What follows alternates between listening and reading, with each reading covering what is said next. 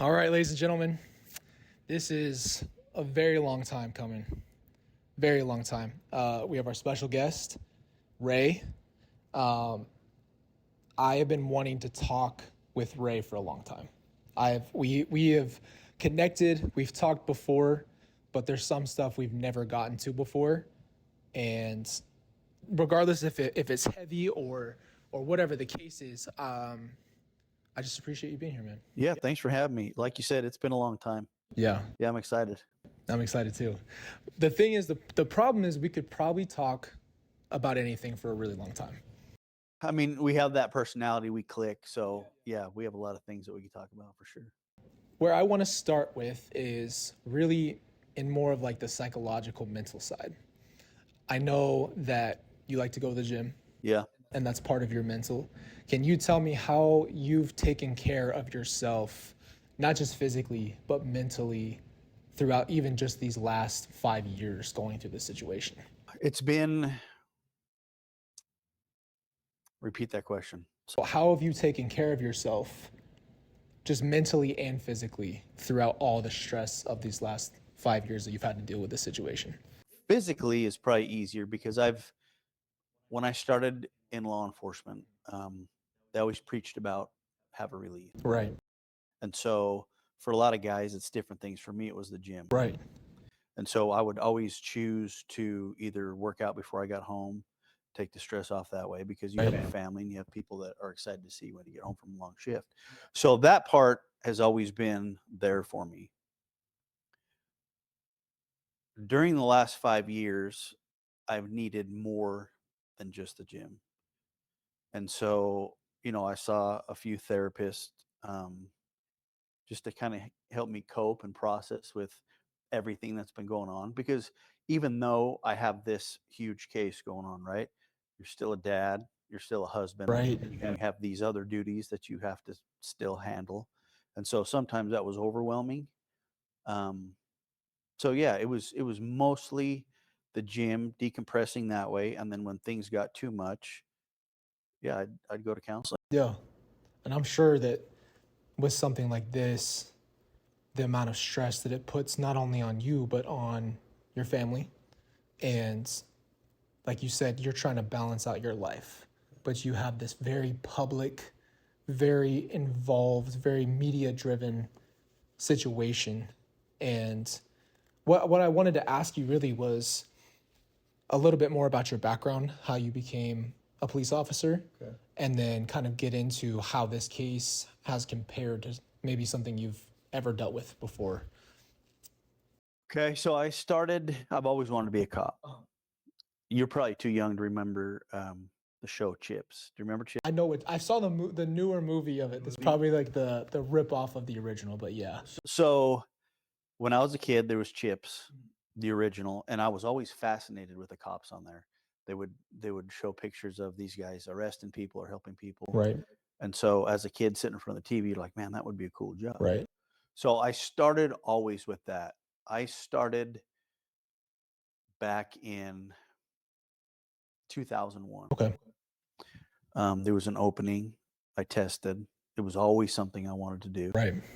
So I got on, and yeah, it's been a crazy ride ever since. I'm sure. I'm really sure. So tell me about, if we go back to 2019, there's a lot of people who unfortunately have claimed to be a part of it and this and that. The reality is, I talked about this the other day, and I kind of talked about a table. And what I mean by that table is the people who have directly had to deal with this, whether it's law enforcement, you guys, and the people who have been directly affected. And I think that table has its presence because you can't explain what it's like to people who didn't experience it firsthand. Right, for sure. I think what I was trying to explain to others was that I'm not sure how this compares to anything you've ever dealt with before, but you were the one, among others, dealing with this situation and unfolding it and chasing it down and trying to figure these things out. And that's why I ask you about the mental too, because it's so hard to deal with. And I don't think people realize that from the outside perspective. So I guess my question really becomes, going back to 2019, what was it like for you when this first all started for you guys? Because I know you've talked about this with Nate, but I also want to ask you, while we're going through that, kind of where you were at mentally. So 2019, when this kicked off, you want to know like before it kicked off or Like right at that time when it started. So it was, I was a brand new detective. And so that added to a lot of the stress. I was a patrolman for 19 years, 18 years. I went over to detectives in July of 2019. So this was my first huge case. And so having that be your first case, and then it gains all this national media attention, and you want to do it right. That was a huge stress too. But trying to find your way through it, like you said, there were hundreds of people that were involved with this, not just one or two that can take the credit. But back in 2019, being a new detective, trying to find my way through and still learn the job under a national huge case just added probably tenfold to the stress. Um, there was a lot of sleepless nights. I remember in 2019, in December is when we went public with it. And I remember it was right before Christmas. I think it was like December 20th. Yeah. I remember watching my kids open presents, and I'm thinking on Christmas Day, not what I should be thinking. I'm not thinking, man, this is awesome. I'm watching my kids, but mentally I'm like, where the crap is JJ and Tylee? And that was always on my mind, and everybody else too. Yeah. So, you got those things, like I said, you're still a dad, but it was just constantly on the forefront of your mind. And it was like that until we found them. My gosh, dude, because that's the thing again, that stress of that time. I don't think a lot of people have really talked about that, because now the perspective is, well, they were gone the whole time, but you didn't know that yet. Like there was a period of time with the fear, the stress, the worries, the questions. From my perspective, I was in the same boat. I remember Christmas that year too. And Kelsey and I drove around with Riley, and we ended up just like, I ended up just basically bawling while we had went to her family's that morning. And then we just drove around, and I was like, well, I couldn't even imagine where they were. And I'm like, there's just, I guess, maybe a protective part of my brain that goes, well, there's no way it's the worst case scenario. No matter what my brain says, there's no way that this could possibly be true. And again, I think it's really hard because you said that too. Mentally, you're not even there. You're not at your own Christmas. Yep. And it feels like you missed this time because you just can't be present with this kind of pressure. Now, for me, the pressure was, I'm waiting for people to figure it out. Your pressure is, I have to figure this out with other people. What was it like to have pressure like that, where it's your responsibility amongst all these others to try to piece this puzzle together? I don't even know if you can describe that feeling. It was tense. It was intense. It was moments of confusion and frustration. And, once you go public with a case like that, everybody's watching. And so you have to do it right. And that was the other thing, is we just didn't want, let me back up. Our focus at that time was finding JJ and Tylee, of course. And like you said, you don't ever think worst case scenario. In fact, I didn't think for a long time that there was anything wrong. I thought Lori was being stubborn. Yeah. There was something that she didn't want us to find. And so at that point, we're thinking, okay, we're going to find these kids. Whatever you're hiding, we're going to find, and we're going to outsmart you, basically. And so that was the focus, is just trying to find JJ and Tylee. But you're trying to do it quickly. And I think the the best analogy I think is it's like a you see a duck on a pond and everything looks calm on the surface, right? But underneath his legs are going 100 miles an hour. And I think that's kind of how we were. We were playing it calm to the media. We were playing it calm to family. But man, it was nonstop, 10 hours a day for days. And then when you're home and you're off shift, you're getting tips. And so I'm following up on tips when I'm sitting at home with my wife, or late at night I go to call from dispatch. Hey, I think they found JJ at some other random city. So I'd get on and have to call that person back, because if it is JJ, you don't want to miss the opportunity to find him. And so it was nonstop for a lot of months for a lot of people. Right. So basically you're saying you basically had almost a 24-hour 24/7 type of thing. If someone calls you and says, I think we found JJ in 3 miles away or 10 miles away or 100 miles away, you have to get to work right then and there. Yeah, because you want to pull video Right. before it gets deleted. Right. You want to get with witnesses or anybody that potentially saw them. And so, yeah, a lot of it was immediate action required. So it was crazy. It was crazy. And it's even hard now to think about putting myself back in that situation because it's been so Been a long. long time, yeah. But I remember that. Yeah, just thinking, man, what in the hell is going on? Exactly. I think once you throw in, for me personally, the way that this built up is on the 20th, there was the press release. So I find out where my mom is. I find out that she's remarried now to a new guy who I've never heard of, and they can't find the kids. And I'm thinking, that's a lot of information. And that same day, I found out that Alex died. So that was one day. I will never forget that day, because I remember we were about to go see the Star Wars movie, and I got the call that Alex was gone. I go to the movie, and in my brain, I'm like, so Alex killed my dad. Now he's dead. My mom is MIA. And then that night, Kelsey comes out and their hands shaking on her phone and shows me the press release. And I remember another world opening up. And I think what's hard, because it's two kinds of different situations, obviously. For me, I'm completely helpless. But I'm sure you guys felt helpless as well, because you're trying, but you're not getting anywhere with that. And I think what I really try to focus on too with our show and the podcast and everything too is just understanding what people are going through in the moment, and how you never know how bad something can actually be in someone's life. And I think that gets lost, especially in situations like this, for people with the sensationalism of it, but they don't know about that 24-hour worry that comes with it. They don't know about the stresses that you're trying to keep down. And even sometimes I think, and you can correct me if you don't feel this way, but I think for me personally, there's a lot of time you try to be, like you said, perfect analogy with the duck thing. You try to be strong like a man and say kind of like, I'm going to keep it cool, but I'm like dealing with a lot going on.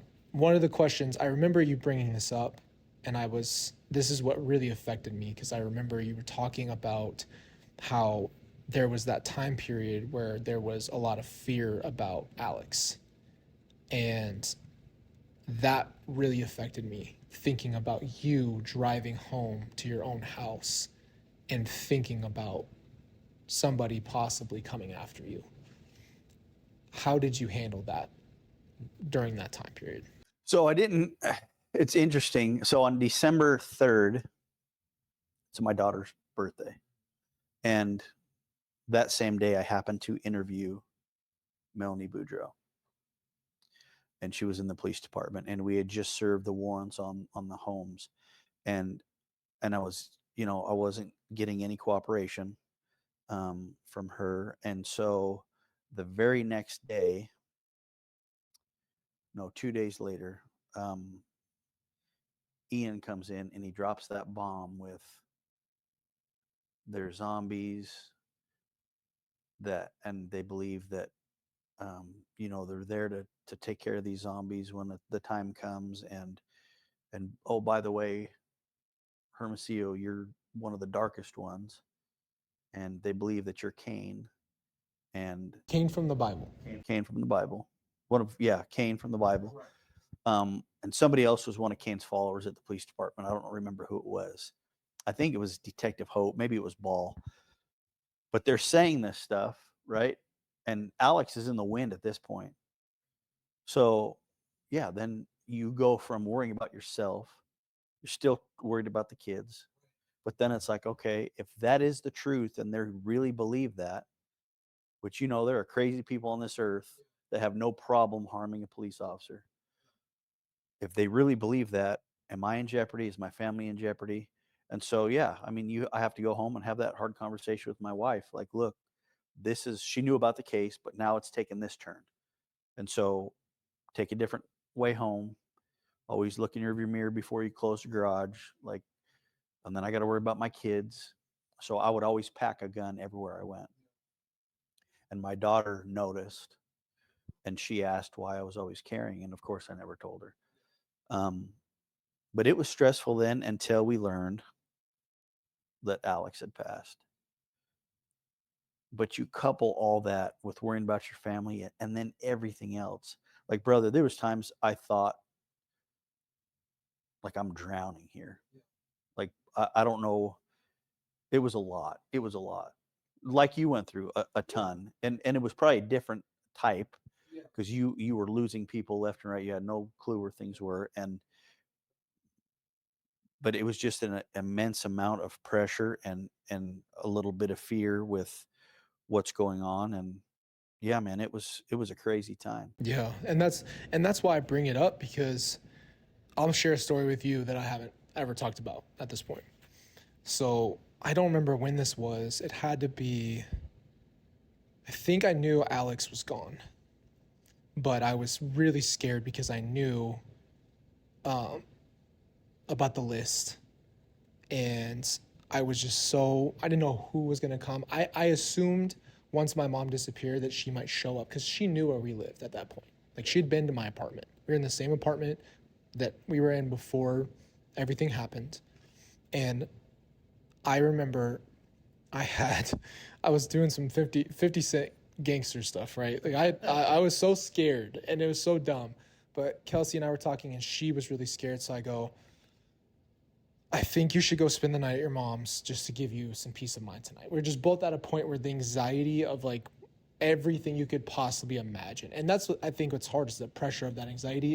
It's literally a fabricated idea of what could happen. Right. So I was in the same place as you. I'm like, what if they come to try to take Riley or try to get to me, and she brings her husband? I don't know what they're going to do. Like, it was just so much fear.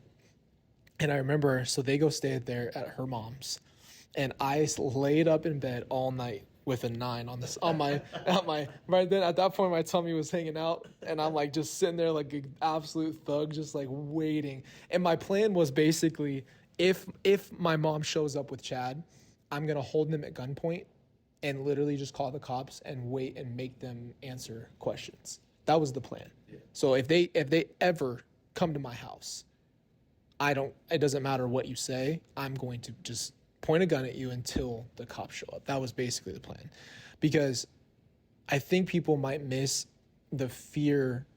That type of fear is next level. To fear for your loved ones' lives, to be constantly in a state of fight or flight, and you're going to fight. Like, you'd already made that decision. I don't think a lot of people understand the type of anxieties and the peace of mind of just walking, like you said. I mean, you're literally looking behind you every time. Right. That's not a normal, safe mindset. But the thing is, you had to sit in that place. And I think going through therapy now and learning about fight or flight and black and white thinking and all this stuff, I realized that I'm still cautious from that time. I look at everybody. I watch the way that their eyes move. I just watch people and see if they're jittery, and I just keep tabs on people. And I think I picked that up from that anxiety and worry, because, to put it bluntly, to have your own mom and uncle kill your whole family, you can never trust anybody. That's how I think about it. Yeah. And it's just, to put it as blunt as possible. Like, how in the world could I sit here and say I'm safe knowing that the closest people to them, where they would have never, you would never think that of all people that your own mom or uncle would do that to you.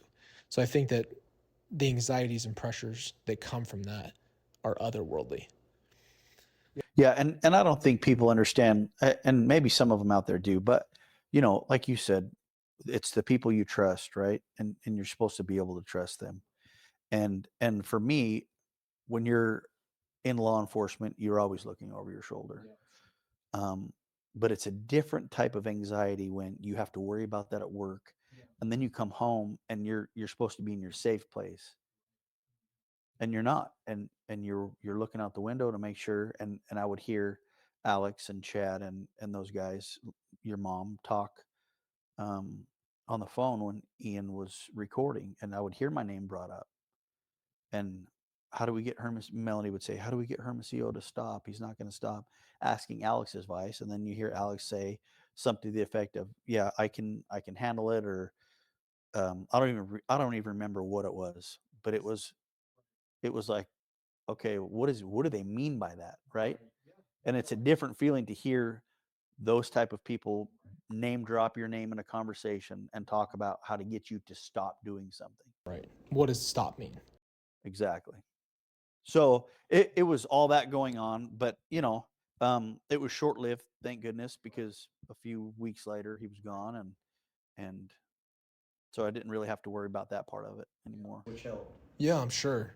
I want to know, this isn't funny, but I want to know your honest thoughts because I know you had your encounters with them, and I'm sure that was the oddest thing ever. What did you think when you met Chad, Alex, and Lori? Like, what was going through your brain when you actually met them? So I knew what Alex had done in Arizona with Charles prior to me meeting him. So I already knew what he's capable of. So when I met them, my initial thought of Alex was he's a dangerous dude. I mean, he has that look. To me, he did that 1,000-yard stare, and the way he would just kind of creep up to me. And I've talked about this before, but when I was talking to him, he would try to get closer, take a few steps along the side of his driver's side pickup, and so that always stuck with me. Like, what? Why? Why are you coming closer to me? Yeah. Well, even as an officer, I'm sure that would just be Right. weird for someone to keep getting closer and closer to your body, Right. especially where your gun is and everything. He would look over at Chad, and at that point, I didn't know who was calling the shots. Like if Alex was afraid of Chad, or Chad was afraid of Alex, because they both would look at each other like nobody wanted to answer. And I didn't know if it was like they're looking at each other like don't say a word, or if there was some fear, or they were just shocked I was even there asking. So that was my first initial contact with them. But the more you get to know Chad, it's like, it's there's nothing there worth fearing. Um, I really never have spoken too much to your mom, just a few times. But she just had that smiley, like nonchalant. Everything was fine, and that was when we were serving her with a warrant um, for for the murder of Tylee and JJ. But she just it was like you were having a conversation with somebody who was getting ready to go to the fair, happy and just smiling, and it was totally a different vibe than what I thought. Well, and I think it's tough. And the reason I ask you too is because growing up with her, she wasn't like that in every situation. She was very dramatic and very upset and easy to be upset. And so to see when she's in the worst position possible. So this is where I think there was some kind of switch. And you and I have discussed there's so many theories, and there always will be. We'll never know what it is. But just for me personally, I've seen her emotionally just lose it over little things. So to see her so collected in a sense and smiling, that's where I'm like, there's a switch in your brain here. Because psychologically, you have detectives coming after you. People are trying to figure this out. You know for a fact, you know what you did, and you are happy. And again, she already, if this is where she was mentally, she's already pitched her story to herself that it's Tylee's fault in some way, like somehow, some way. Maybe she's already gotten there. But either, no matter what, you know you're wrong. Right. You know you're hiding. You know you're not telling the truth. You know you're running away, and you're smiling, and it doesn't matter. And I just can't understand what that's like for someone else, because I know her and I still didn't recognize that. So I think that that's why it's like crazier to hear how she's literally just, everything's fine. I'm happy. We're going to Disneyland and everybody's having a good day.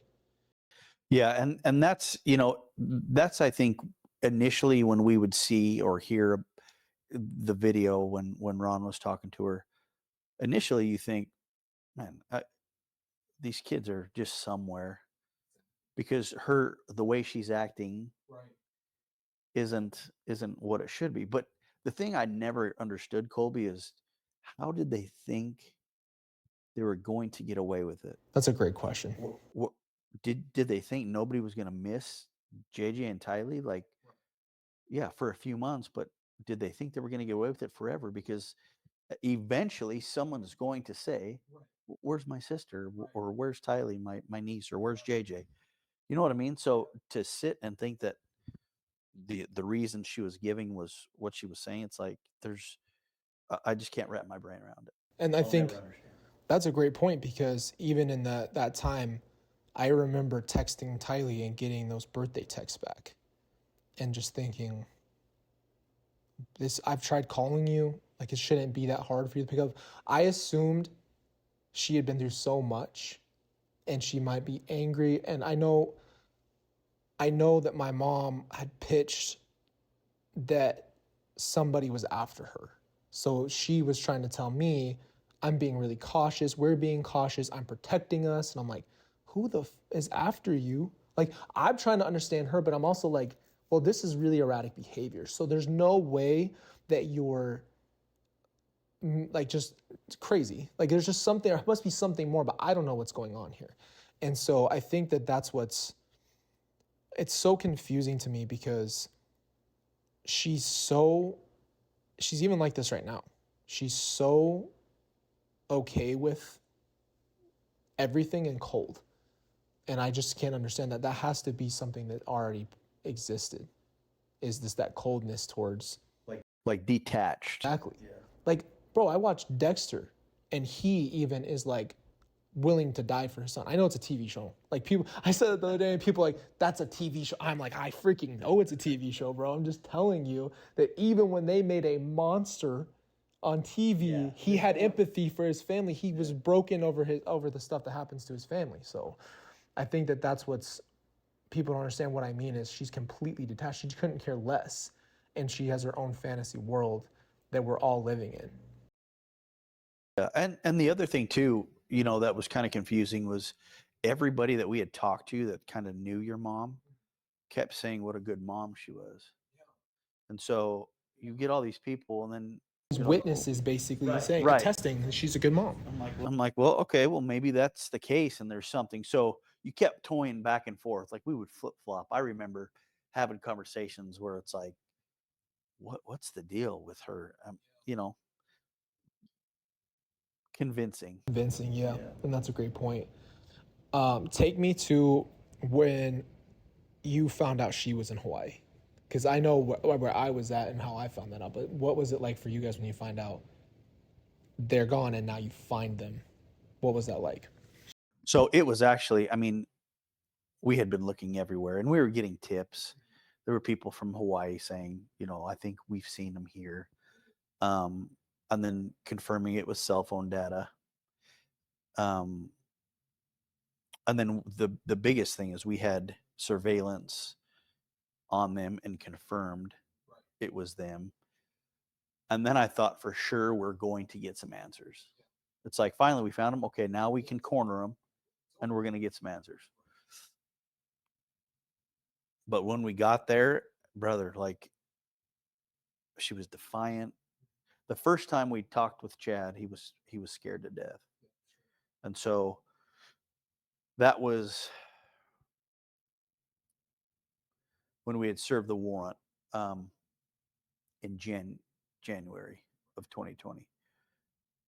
The second time we talked to Chad, he was way defiant. Really?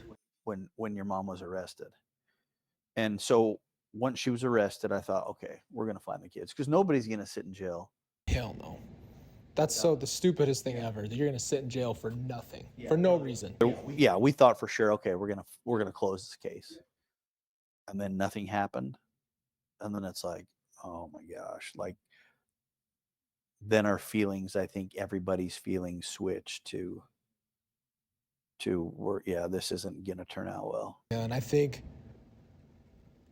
what's so effed up about that is I called her the night. So we flew in and watched her first hearing in Idaho. So mind you, I think I had only met you guys in March, probably. Yeah. The first when she got flown in. So we show up and I call the jail that night and she calls me back. And I haven't talked to her in months. I've been in turmoil, like physically, mentally, spiritually tormented by what could be happening. And I call her and the first thing comes out of her mouth is, "Hey bub, how are you?" Like we hadn't missed a beat. Yeah. And so from my perspective now changes so much to that's a normal response. Nothing's wrong. You gauge people off if they pick up the phone, you know the mood's shifting. Like if you and I were talking and I said something, the mood can shift in and out, right? Yeah. You read people. She's fine. So I'm like, oh, like, okay, like, I mean, I'm bawling at that point. I'm like, what the hell is going on? I'm crying because like it's so overwhelming in that moment. And she's like, I need you to understand there's things that I can't explain to you right now, but everything's fine and everything's okay. I had during COVID, right? So you're in the house, you're doing nothing. I'm probably calling her, I don't know how many times. It was pretty frequently. I was just talking to her in general. And she would tell me how much she misses our family the way it was, because at that point we didn't have Charles. And I'm like, that's really odd. But like I would tell her I miss our family. And I'm like, I'm really wondering what's going on and when are you gonna do something? I wouldn't say it all the time because I was a little scared of her in a sense. I was almost like scared to like misstep there because I didn't know the story. And I remember just saying like, is everything okay? And I remember at some point just losing my cool with her and being like, I asked her so clear. I said, are Tylee and JJ alive on Earth, walking around? Like I made it so clear where you couldn't lie or say anything because she would always say they're fine. And she said, I'm working on it. I'm going to take care of these things. Like, you don't have to worry. So I constantly had reassurance from my mother that everything was okay. And I think that that's where not just her words, but her demeanor become important to talk about because she was absolutely fine. And she's in jail. So I'm thinking to myself, they're hidden somewhere.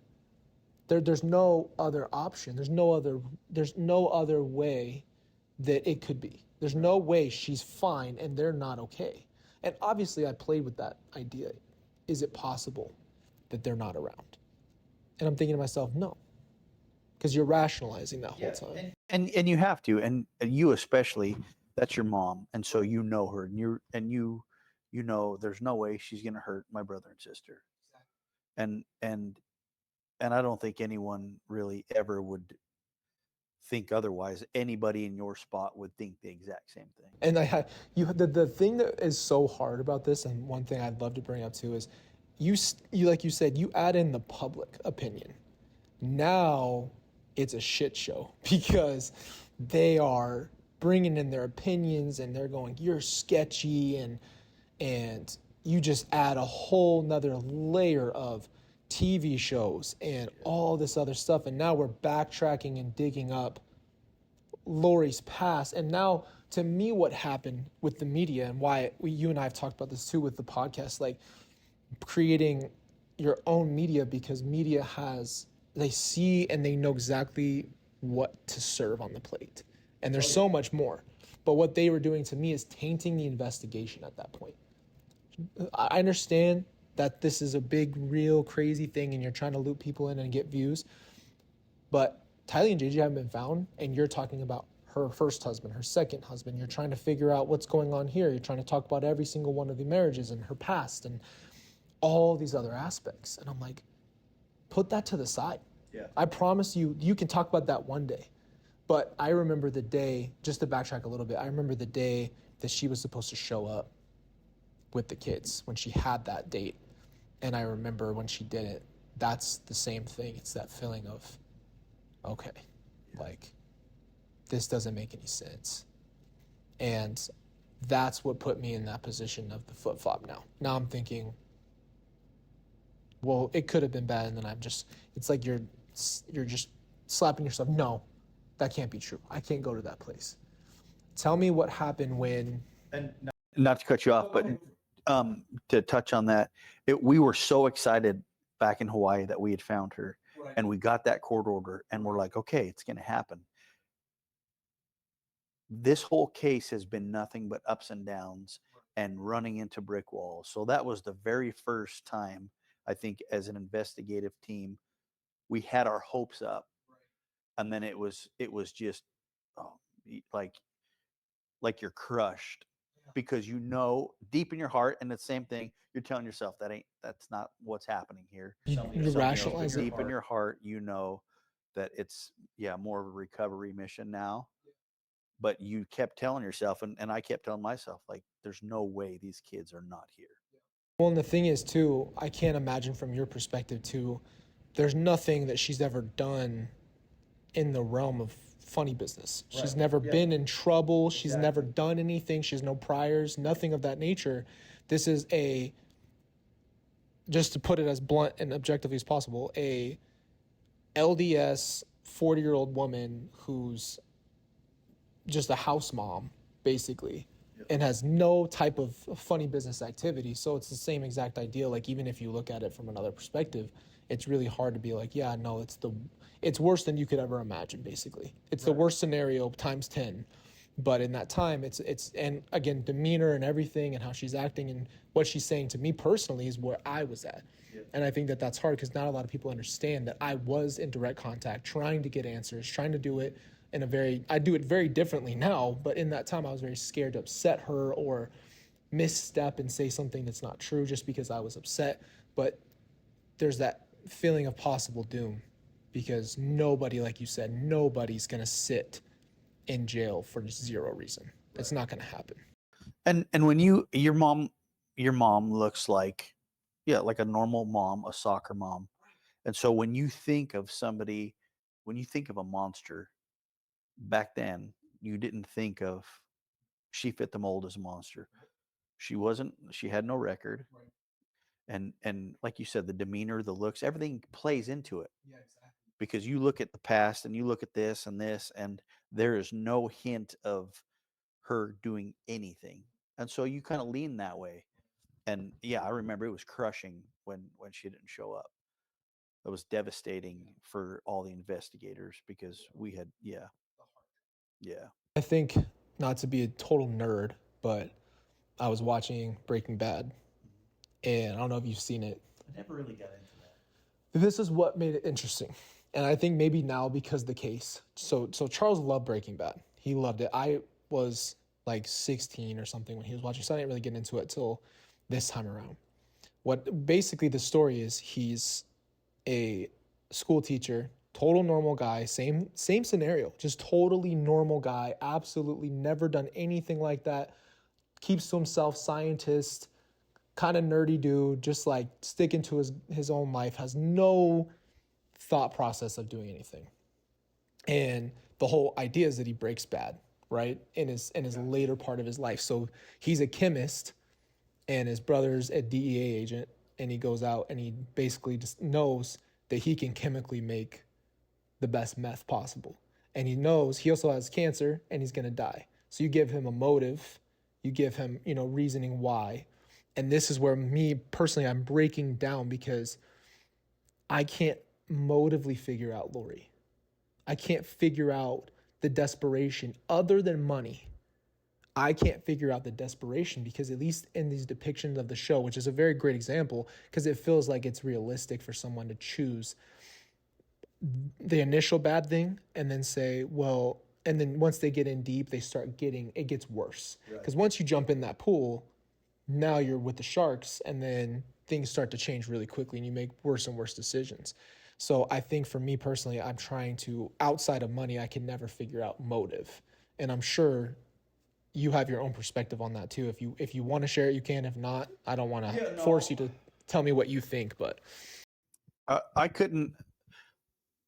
The thing I think we collectively, and there was, I think for the most part, the investigators all kind of agreed with what that is, and a lot of it was the money. Um, a lot of it too for me was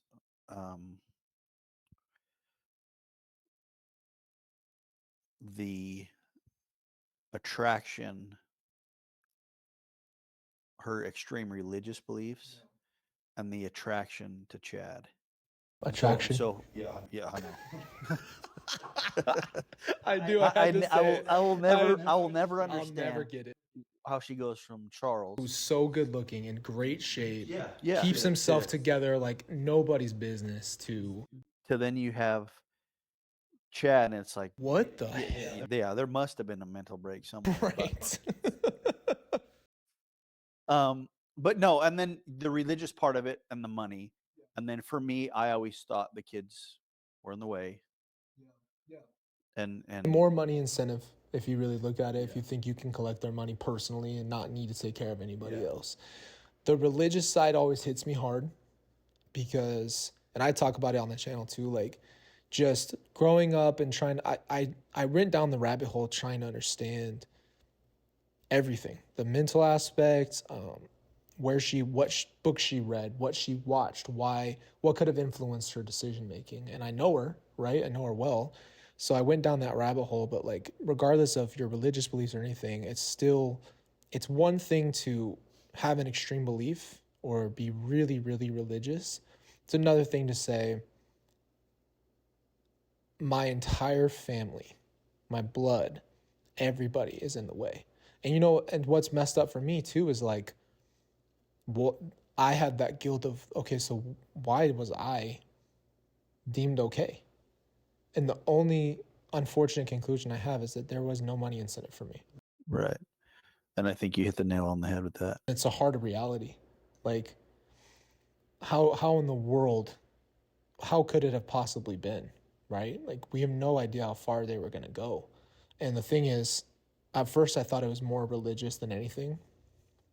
But the financial incentive really takes the cake for all of it. And when we just heard in court too, when they brought up the life insurance and going through that whole situation and her calling and saying all that stuff about JJ and 5 kids, Cole, Zach, and me are all out of the house, have nothing to do with that, right? But the reality is, I realized it's about money. And again, she can believe what she wants. She's already backtracking her belief now from that time. She's already saying no zombies, and I never said that, and I don't believe that. And she tried to tell me in the interview that I did with her, well, it's from what you knew when you knew me, not what you have heard now. And she assumes you and everybody else is against her. I actually want to go back to that real quick. Can you tell me about what you thought about you being deemed Cain? Like, what went through your mind hearing that? When Ian was talking about all that stuff, I don't know if this was ever talked about either, but he was talking about, they believe that like a slug or some type of little bug can crawl in your ear, and then it makes you into a zombie too. You're like infected or something. I have my no. gosh, are you Yeah, serious? yeah. And so when you're hearing that, and then you hear the zombie, and then you hear your body's in limbo, you're hearing all that stuff, right? I thought, it sounds like they are watching some Movies. crazy ass movie, and they're taking all this stuff. You know what I mean? So when you're hearing it, you're like, oh bullshit. There's no way somebody actually believes Thinks that that. exactly. It wasn't until, so that's what I thought initially, right? There's no way anybody believes that. But then when I heard Ian's recordings and they're talking about it, then it's like, oh, well, they do believe that. And I've always wondered and asked myself, did they really? You know what I mean? Yeah, exactly. Because they would always contradict Yeah, exactly. Well, they're making up their own religious lore. as they go. Right. But that's what baffles me too, and you go to that context is who's pitching what? Who's saying, because what I understand, basically all they did was have spiritual interpretations all the time. So like somebody comes to you and says, I've had a vision, dream, or something that's not biblical, something that's not based on anything other than personal receiving of some kind of thing. And I think that you nailed it too with like they're watching shows. That's what I said too, is like they're mixing their pop culture love. Even Chad called himself Harry Potter, and all these movies and all this weird stuff like him slaying zombies, Yeah. and all that stuff. All of that is so fictional. So it sounds to me like an underdeveloped adult who's like a child in their brain who needs to like Dungeon and Dragons Yep. it, but actually went through with some of it, right? Like actually ended up becoming, I guess, making themselves into a villain or Right. becoming some type of actual problem outside of their own fantasy. Yeah, and you remember too, you probably heard this, that Chad had like a pendulum that he would hold his hand and swing the pendulum, and wherever it landed, that's how he would tell if people were dark or light. I did not know that. Yeah. So you start hearing that type of crap, and you're like, okay, Satan's got some play in this. Yeah, for real. And so, yeah, I mean, that type of stuff, it's like you said, it's movies, Dungeon and Dragons. I just don't understand how anybody can be involved or believe that type of crap. I It was surreal to listen to I it. think that that's the thing, like you said, with Satanists. Like that's what baffles me about it is you're sitting there talking about Jesus. You're sitting there talking about following Jesus and being one of his disciples and suffering like Job and like I'm to more talking. I haven't heard much from Chad. I don't know much about his side of it, but I'm talking about just personally from Lori to me in those conversations and hearing her defend God and her purpose on this earth and why she's in jail now is because she's supposed to preach. I'm like, what are you preaching, right? Where could you possibly go with that? I don't want to have to bring up anything traumatic for you or for me, but I do want to at least just touch on maybe the after effect of what happened, and I'll let you talk about it if you want to, but basically the question is, did you feel relief after you found Tylee and JJ, regardless of how horrific that situation was? Yeah, and I'll tell you, like,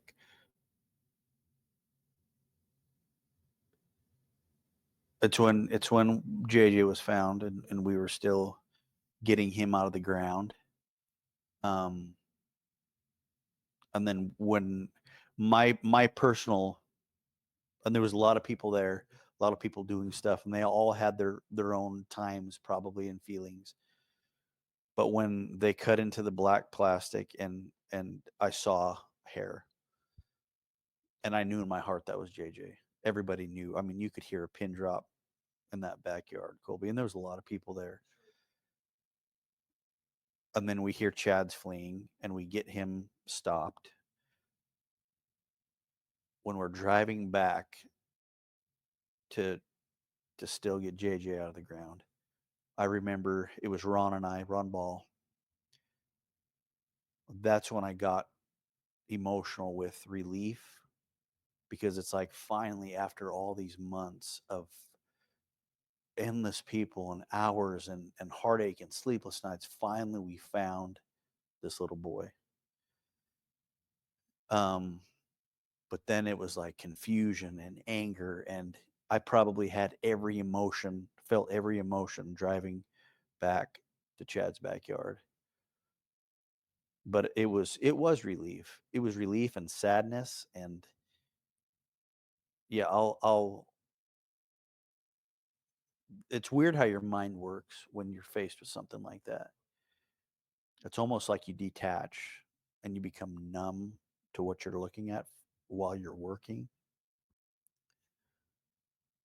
and it doesn't hit you until you're at home, and that's when it was rough. The adrenaline kind of goes out. The adrenaline, and yeah, you're looking at your own son. Um,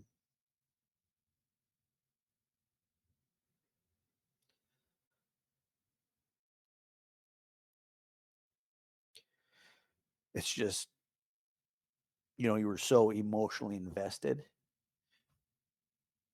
and then you're proud too. You're proud of everybody you worked with, the team, the just everything you've done. So yeah, there's every emotion you could have felt that day you felt. I can't imagine, man. And that's something I've always wanted to know because you guys were all heroes, honestly. And I know you've told me that you're just doing your job, but to me, that was to have that pain was such a relief in a way because there's almost a part of you that goes, at least they're not being tortured. Like, because you can't, you don't know what's happening. And I think that that was the hardest thing ever to hear. I remember getting that call from the FBI and they couldn't even confirm it yet fully. And then when we came up, we talked about what happened. And I remember everything in the world changed after that, right? Like just everything in the world shifted forever. I think that it's hard to explain to others. Sometimes I try with like my friends or someone I haven't, that like it wasn't even part of my life at that time. I'll try to explain like that feeling, that complexity, like you said, it's where every emotion is felt. Like you're just, to me, I just broke in half. But at the same time, now I can accept what happened at some point. There's numbness, there's anger, there's hurt, there's not even anger, rage Yeah. at that point. And I think that the weirdest part though was the relief. There's almost a part of you that just says, I'm glad at least I know. Because there's cases like that where people never find somebody. And I've heard different stories like that. It's been 10 years since they saw someone. They never knew. They just have to assume. And that assuming is just the worst part of it. And I can't imagine what it'd be like if we were still searching for the kids. And even if you're saying I'm searching for remains, you don't know. At that point, this is a personal question again. I never want you to feel pressured into a question. But did that change your perspective on people at all? After, even though you've seen so much. I don't think it changed my perspective on people. Well, no, I'll take that back. It did to a point, and I'll just preface it with this, and this is why. When you become a police officer for so long and you deal with a certain type of people for so many years, you kind of become jaded. And you deal with a bad crowd, let's say, and then you think that's what the world is. And with this case, I think it really opened my eyes to there are more good people in this world than bad. And I truly believe that, to see the amount of people that cared for JJ and Tylee and gave up hours and went above and beyond what they needed to as far as the job goes, just to find those kids and then to sit there and fight for them. There are a lot of good people in this world, and the community was great. I mean, they rallied around JJ and Tylee. and those were our kids, like Rob said. He always said that those were our kids, and that's how we treated it, and that's how we felt. So my perception of people changed because you see really how good people are, and you develop friendships that outside of that trauma I don't think you would have had. And so I always try to look at that good part of it too. And I think the good outweighs the bad. We talked earlier. It's so yeah, my perception of people has changed for the better, That's good. not the worse. I think, unfortunately, I had an opposite reaction. I think I believed, and again, I recognize what you're saying. I saw a lot of good, right? But for me personally, I think what happened was I already assumed and had a vision of who my mom was. And I think I just gave her a lot of credit for being a good person. And then you find out how brutal your own mother can be, your own sister and brother and dad, and then be a part of someone else's life being taken, and had plans for multiples. And I thought, I don't know how sometimes to fully recover from that, because I'm still a glass half full person. I'm always going to be optimistic, but I think that that changed me into more of a paranoid, watch people very closely, not keep tabs on people, but just never put my guard down. And that's something I've talked about in therapy too, because it's hard once you've been in a position of, mine was still secondhand. Like, I didn't have to experience what you did. I didn't go to the property. I didn't do all the work that you did. But the trauma for some reason was still so like some of the details, like there was things I couldn't do. I couldn't open trash bags. I can remember telling Kelsey, I'm like, I can't even go near a trash bag right now. I remember we were driving around in Rexburg and I saw it was like outside in the middle of the city, and there was a fire going out there, and I remember like I like shut down. I'm going, what the hell is happening to me? Yeah. And so I think I always looked at everybody as inherently good as well. But I think personally, just because it was in my family, because it was so close to the vest, that it made me really turn the corner. And now I've recovered from that too. And I remember thinking to myself, there are incredible people. And there's you, there's everybody else, like you said, who did everything they possibly could. But I think paranoia got turned on. And it's unfortunate. Yeah, but you're in a unique spot too, and I think that that feeling would be normal for anybody that was in your shoes. And you handled it in front of the world. Like you And that was the other thing too, is the most personal and tragic thing that ever has happened, that could happen to anybody. I mean, let's face it, to anybody you're having to deal with in front of everybody. It's not, you can't handle it by yourself, and you can't, um, you know, go through those emotions by yourself, because it's being blasted everywhere and people recognize you. And so then that trauma, every time somebody sees you, it's going through the roof again. But I want to say, I've watched you handle this from the start, and I think you've done a damn fine job with the amount of trauma that you've gone through. And it is the same, Colby. I think, even though I was in the backyard, it's a different type of trauma, but it's still that trauma. I'm the same with you.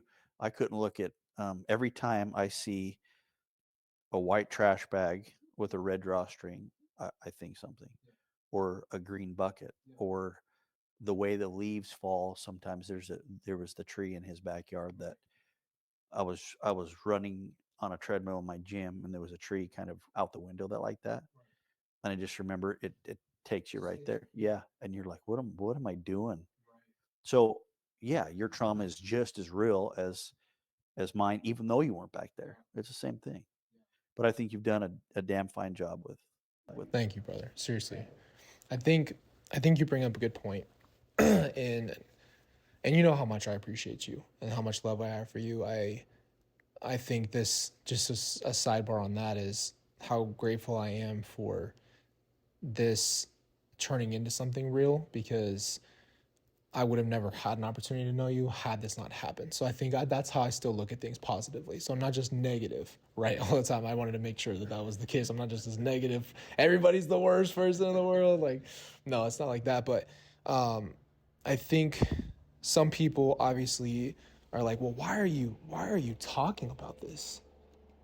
And I'm like, because it's already public anyway. You already saw what happened.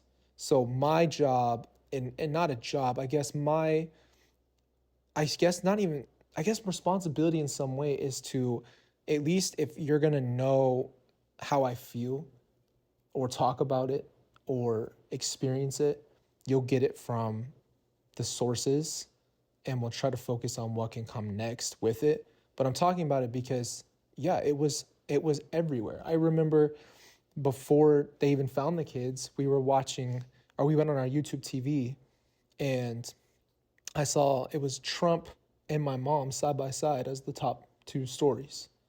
And like just that moment of like real clarity, like, holy hell, that's my mom. Yeah. And I remember getting texts that there was people in Mexico at that time, and they're watching the news and she's on the news and they're in Mexico. So it's literally in another country. Yeah, it's everywhere. Like, I just don't think the scope is always noticed.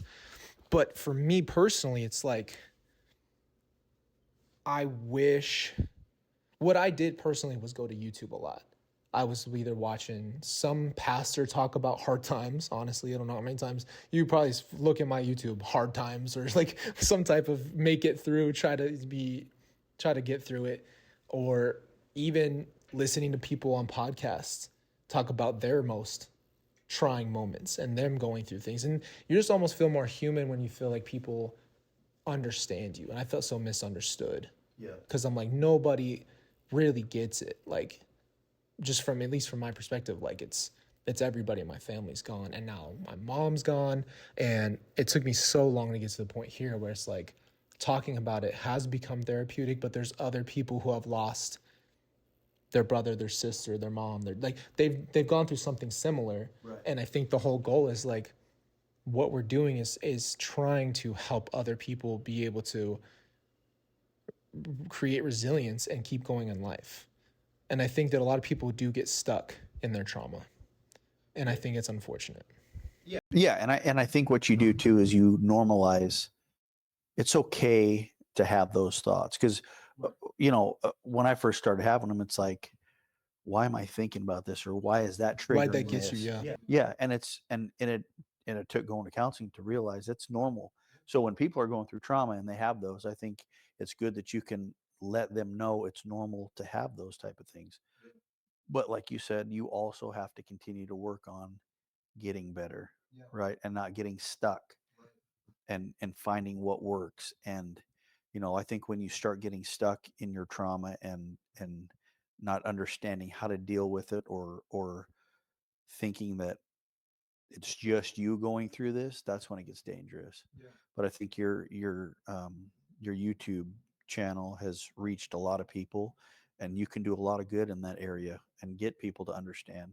They may not have gone through exactly what you went through, but the trauma is there. Right. It's about trauma, right? It's shared trauma that you realize, okay, I'm not the only one that's been traumatized. And there's other people who have been through, I'll sit here and say it straight up, like, there's a lot of people who have been through things that I haven't been through that I can't imagine either. So people say that a lot. It's like, I can't imagine my trauma's not as bad. I'm like, no, but it's yours and it's real. And just because you didn't have this level or whatever you compare yours to, it's not a comparison. If it's the worst thing that's ever happened to you, that's just as valid as mine. This just happens to be mine. That doesn't make it worse than yours, though, because your trauma is horrific as well.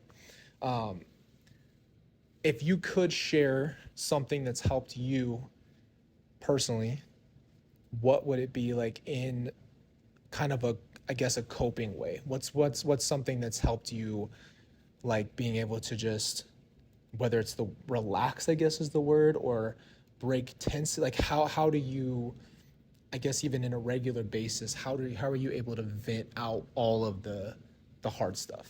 How are you able to do that? I know that's a real personal question, by the way. No, it's like with, if I understand your question right, to help me with like this with the kids, what helped me was to talk about it. And the more I talked about it, the more comfortable I felt with my emotion, how I was coping with it. Because it was, like, there's a time where you try to run from it and you don't want to talk about it. And because it brings up emotion and it gets you to a place where you don't want to think about. And so for me, when I would talk about it more, I would become less emotional, or I can almost detach myself. So I think opening up and just facing it head on, um, for me has helped quite a bit. Talking about it, I went to counseling, and that helped a little bit. But I'll be honest, for me, counseling's not for everybody. It's a good tool and a good option, but it's not for everybody. I went a few times and learned some coping skills as far as that goes, but it wasn't for me to keep going. Um, yeah, and I'm sure there's going to come a time in my life where I need to go back.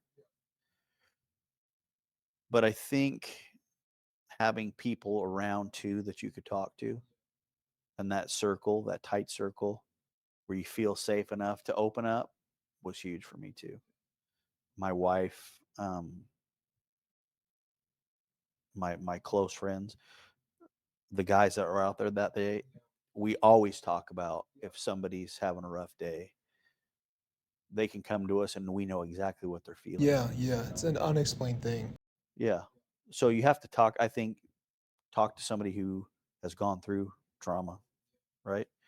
And knows exactly what you're going through. So, and I'm sure everybody's different, but for me, it's just talking about it, opening up and facing it head on. Well, and the reason I ask you that, I hope this doesn't sound weird to say, but like you even just carrying the way you carrying yourself the way you do. You're a big guy. Like people automatically, I'm just gonna be honest, associate you with toughness, right? You just give that off, and I think that what people assume toughness is in this world, especially for men, I think is like just taking on the chin and keep going. And I'm like, bro, sometimes some things like they just don't need to be kept inside because what happens is it's kind of like it thrives by itself, like mold kind of thing. It just keeps growing. So the more you try to bottle up, and if you're not in that same thing, it's like you try to keep it inside. You try to just like, whatever the case is, just never talk about it. I think people miss the healing of talking, and I'm so glad you said that, just because everybody, like you said, is different. But talking, I think, is something we can all do. And it doesn't mean therapy. Some people associate talking to, I have to go meet someone random and sit down with them and bring them in on my trauma. It's like, as long as you have somebody that you trust and you can talk to, that's all. I think that a lot of people could use that right now. Yeah. And that's basically what counseling is. Yeah. You have somebody that you can unload your emotions on and tell them what you're thinking and feeling. Um, yeah, and I agree. I'm glad you said that too. With it can fester and grow, and it's what wolf do you feed? You know what I mean? That, do you feed that one or do you feed the other one where you're trying to heal and trying to get through it? And I think if you feed that wolf, you're gonna come out on top. Um, and there's a lot of vices too that people kind of, cops especially, yeah, Fall into. I get it. drinking, and I'm not going to deny, during this trial or the last 5 years, when things would get hectic, I was probably drinking way more than I should, and but but I can recognize that, right, and find better ways to cope. So yeah, I just having an honest conversation with yourself. You look yourself in the mirror, and what can you change, what can you do different, and then you just try working towards it. And I'm glad you brought that up with the vice thing. I think some people don't realize that I think personally, I don't know for a fact because I'm not a psychologist or anything like that, but I think just when you're in pain, your body and your mind are trying to get out. And when it knows that trauma's coming, it knows what it feels like, and your first response is, I gotta get out of this. I can't handle this. I don't want to do this. And so people do turn to other things, and I think that's what makes it sad is when you do turn to the other things, it shows you that you're just putting a band-aid on a damn wall that's leaking. Like you're not gonna you have that temporary feeling of that, but at some point it's like, okay. And for me personally, this is gonna sound I don't want this to sound harsh to other people. This is just personally what I did. I have to get out of this graveyard. Everybody I love is gone, but if I were gone and they were here, I would want nothing more than them for them to keep going on in life. Right. I know you love me, and but I like my best intention for you is for you to live a life. And I think what happens is people get stuck forever in the trauma, and then they play the victim game. And it's so easy to do that when you are a victim to hard things. And you could sit here and validly tell me everything you've been through, and I wouldn't deny and say that that's not hard, and that there's every reason you have every reason to be sad and be depressed. But is that really what's best for you? Right. Is to actually be sad and depressed for the rest of your life. Yeah. And I don't think that's the answer. Yeah. You know. And you gotta, like you said, you gotta think about the people around you too. I mean, like you could have done that just like you said, but you have your kids, you have your wife, you have people that look up and depend on you. And what do you want to leave them? You know what I mean? Show them how to fight and show them how to get out of things, because there's going to be things that go on in their life too that are traumatic. And so teach them, look how I did things, and look what I went through, and here's what helped me, and just be that example for them and for everybody. And I think you're doing that. Yeah. Yeah, I appreciate that. And I think you're doing the same thing. And I think sometimes it's nice to there's almost like a blueprint of things you learn in your life that you want nothing more than your kids to learn from. Like I hope you learn how to handle situations because I taught you how to do that, because I learned. And you know, I think that's what's hard for people too is I hear a lot of people be like, well, my parents didn't teach me this. I didn't have a lot of lessons that I learned either. Like I had to learn a lot of life on my own. And I think that that's part of growing up though, regardless if your parents were great or not, you still have a lot of lessons and things you have to learn. Absolutely. 100%. So last question, okay? It's been a long time that we've been dealing with court, right? What is it like just for you personally? And I know the reporters and everybody asks you this stuff too, but what is it like for you going through this for such a long period of your life and then have it be 2025 and see how Lori is conducting herself right now? Has it changed your mind about her, or has it just stayed consistent?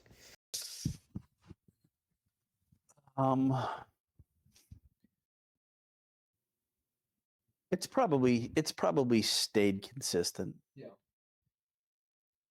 It's crazy we're still dealing with it and we're not done. It's a long time. Right? I mean, it's just, it blows my mind when you think about 5 years.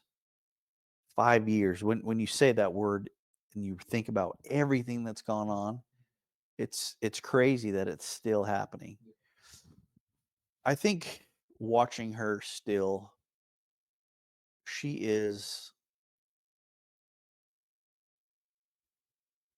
I think she's the same as what she was when I would hear phone calls or listen to things.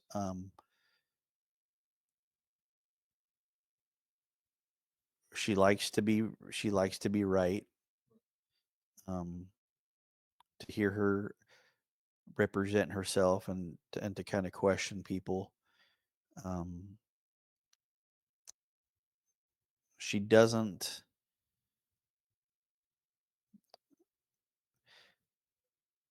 It's like she doesn't want to admit she's done anything wrong, and she's gonna fight and fight and fight till the end.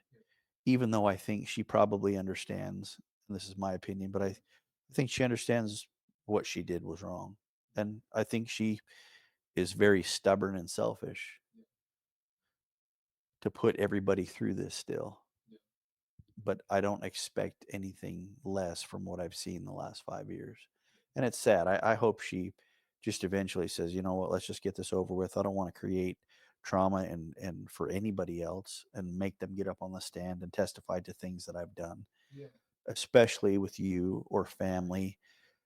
Just let's just be done with it. But she's not going to do that, Colby, and you know that. Um, but yeah, it's just, to me, it's silly. It's still going on. Yeah. What do you think, from your perspective, lets the book be closed? Is it finally, when it's all said and done and the trials are over, it just kind of finally is like put to rest? Close for the public or close Just for close for me? you personally, yeah. Like, what gives you, I guess you can't find perfect closure, but like, what would give you, like, I guess, a settled book closing final chapter kind of feel? That's a good question, brother. I think once everything's done in the court and she's in prison and he's in prison and we slowly start to move on, that's when it'll be done.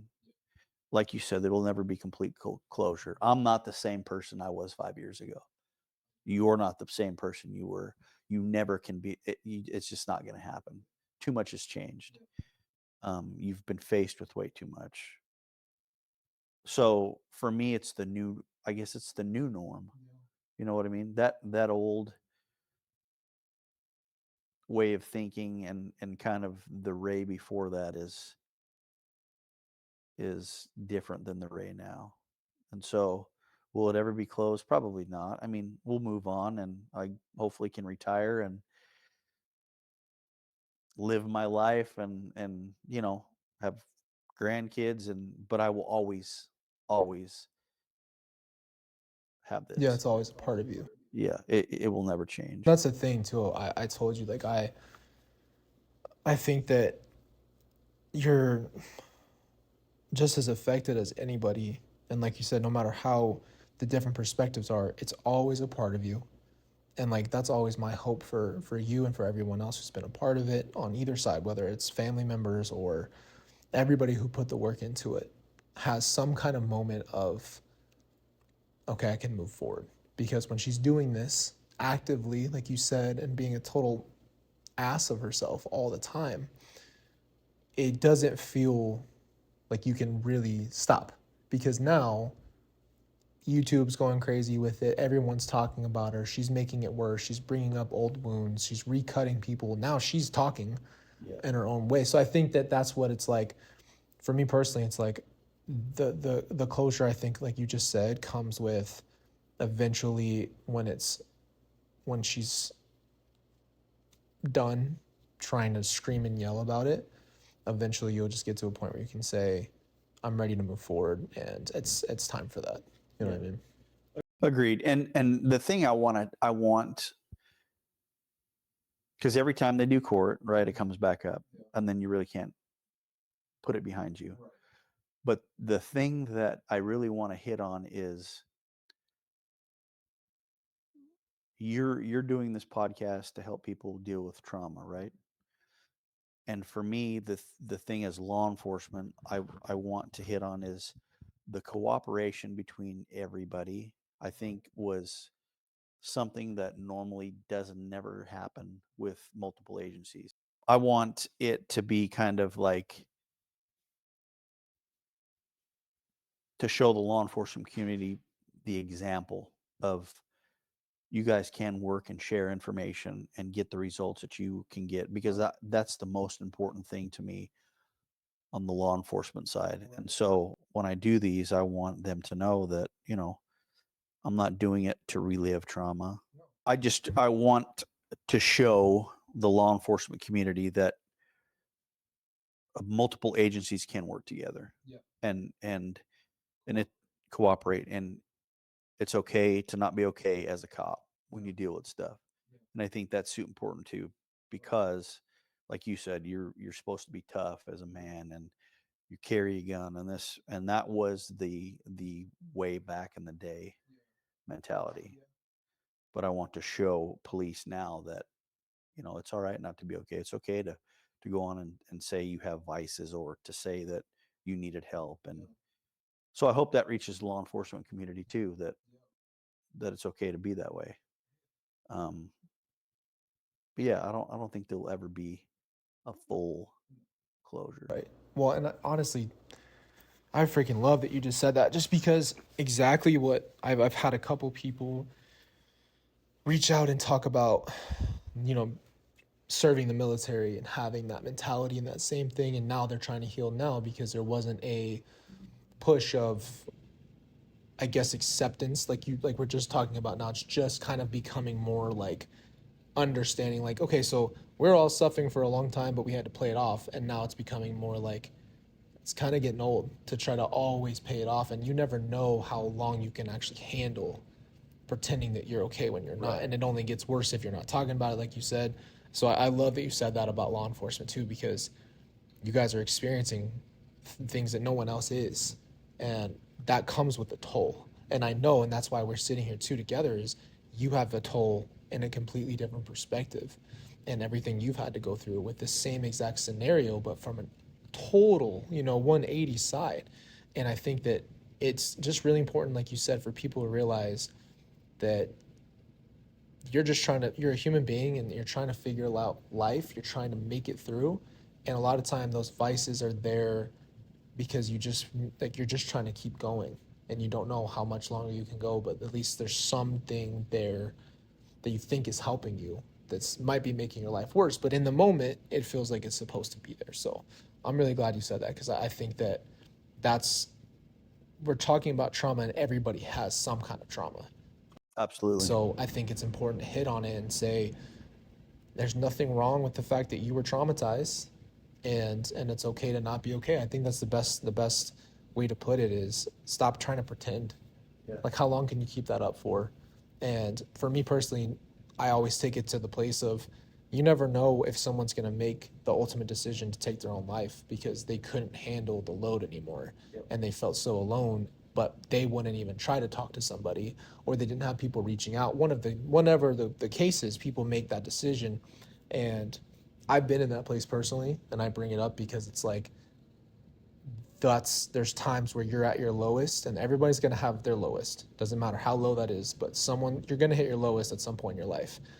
And you want to know that there is a life outside of that, and you are a shining example of that. You're showing people and being brave and talking about that stuff, because you're showing that this was my low, but I'm getting better. I'm doing better, and I'm becoming something more.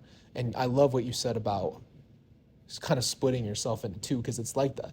I'm not the same Ray I was. It's the same thing. I feel like you said, I'm not the same Colby anymore. I don't even recognize that person, because there's been so much that's happened, but also the growth and the maturity and the things that come with something this hard. Sure. Made, I guess, something new. Yeah. And I think, Colby, I think you're going to come out better. And that's the goal, right? You go through something traumatic, you want to come out more polished. Yeah. And better in the end. And I think you will, and I think I will. I think the fact that we're just sitting here talking as two grown men about trauma and how it's okay to not be okay. That old stigma of guys have to be tough and guys can't cry, and I think that's bullshit. Yeah, it's a horrible way to live your life, because what human beings meant to be alone and just suffer and just say, I'm tough. Okay, well, you're also miserable.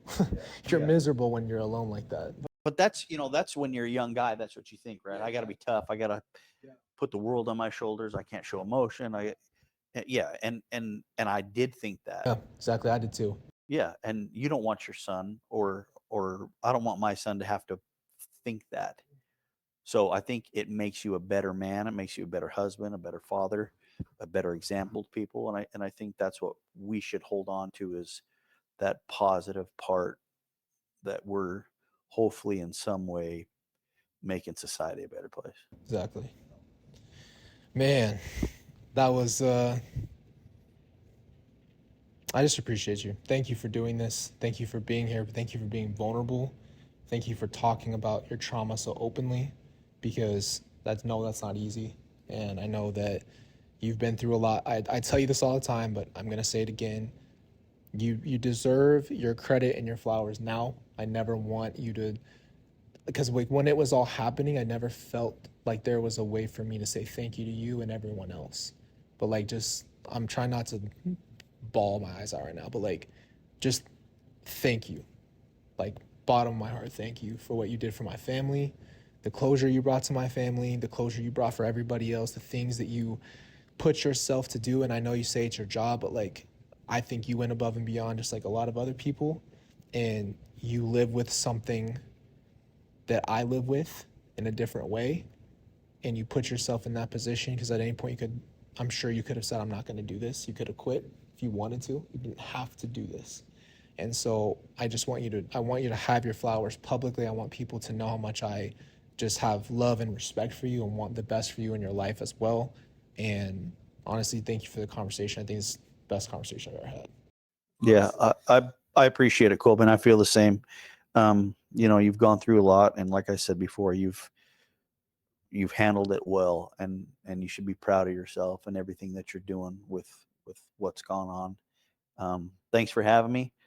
I hope I can come back again. Yes. Oh, Do some more BS. I think, I don't think people know how long you and I could just talk about anything. I don't think they know. we could sit here with the mics on and literally talk about absolutely anything. So we'll have to do that again, and definitely not on everything that's so heavy, because it's hard to do that and go through that. But I think we'll do it again for sure. I appreciate your friendship, brother. Yeah, me too, man. Thank you. Thank you.